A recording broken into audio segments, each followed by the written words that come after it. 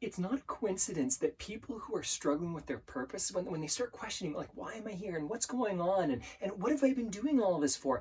When people ask those questions, they struggle in many areas of life. They tend to really struggle with mental health. This is why. We are, as creatures, psychologically, need to work towards goals. We're purpose driven.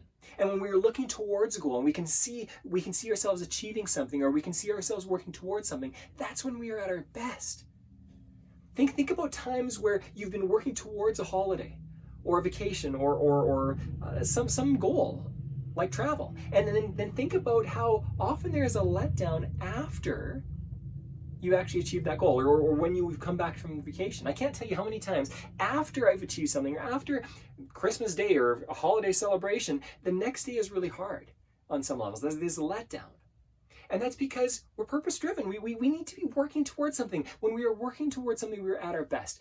There's a difficulty though here.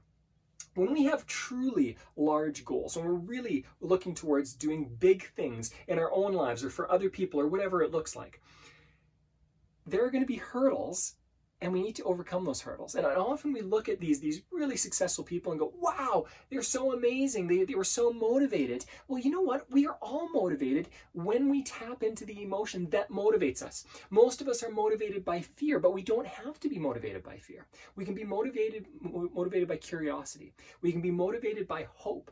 We can be motivated by desire in different ways. And if we train those, if we facilitate, maybe I'll say this, if we work on our why, what motivates us?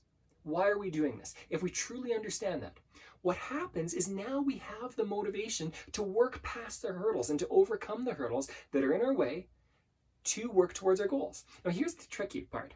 When you've achieved a goal, when you've reached a goal, then there's going to be a letdown.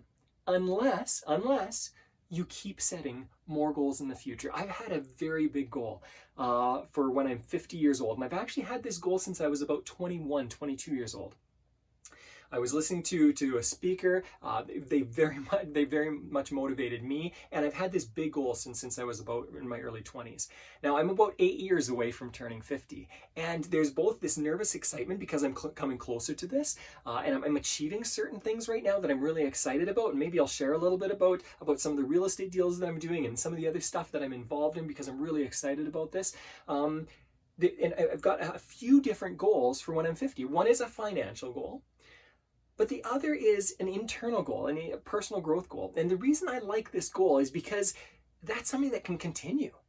It doesn't have a number attached to it. When you set a financial goal, when you set a relationship goal, then when you've hit that number, or you've met that person or connected with that person, then it's almost done.